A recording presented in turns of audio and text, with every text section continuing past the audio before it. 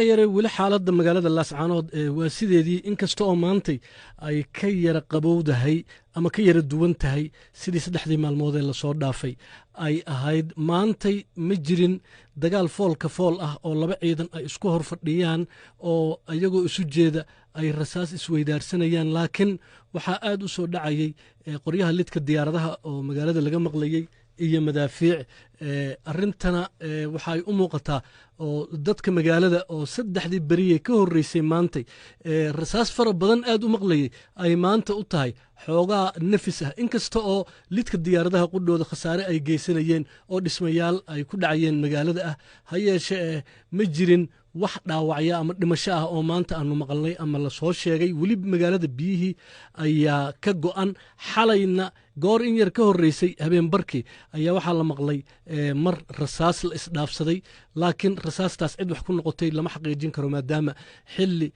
aad u dambeeya uu ahaa ama goor dambe oo habeennimo ah magaalada Laascaanood maanta waxaa lagu arkayay sidoo kale gaadiid xaafadaha soo galaya oo alaabtii dadka guraya oo markaasi alaab sida oo magaalada ka sii baxaya laakiin gaadiid caadi ah oo magaalada iska dhex marayay ma aanu jirin marka xaaladda guud ee magaalada Laascaanood maanta sidaas ayay ahayd isla wararkaas ayaanu ku jirnay wasiirka arrimaha dibadda ee Soomaaliland Dr. Ciise Kayd Maxamuud ayaa mar kale waxa uu ku celiyay in xukuumadoodu ay la dagaalamayso marka dagaalka laga hadlayo magaalada Laascaanood argagixiso waxa waraysi ay BBC-da la yeelatay gaar ahaan barnaamijka Focus on Africa uu kaga hadlay sida ay markaasi u arkaan eedda ah in xukuumad ahaan ay diidan yihiin in shacabka uu sheegto tabashadooda iyo siday wax u gaareen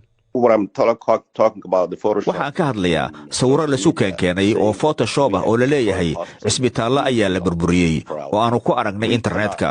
cisbitaalladaasoo ah kuwii aan inagu u dhisnay dadkeenna ma weerari karno dadkeenna rayidka ah sidoo kale wasiirka waxaa wax laga weydiiyey in ay jiraan eedeymo ku aadan in dad rayida ay wax gaarsiiyeen ciidankooda iyo bal in xitaa khasaaraha dhacay uu gaarsiisan yahay cisbitaallo inay ku burbureen waxaana uu yidhi waxaa laga yaabaa sidii aan horayba kuugu sheegay in ay jirto waxyeello labada dhinac ah laakiin waxa aan rabaa inaan kuu sheego in ciidamadeennu ay awood u leeyihiin inay difaacaan muwaadiniinteenna iyaga oo haddana si aada isu xakamaynaya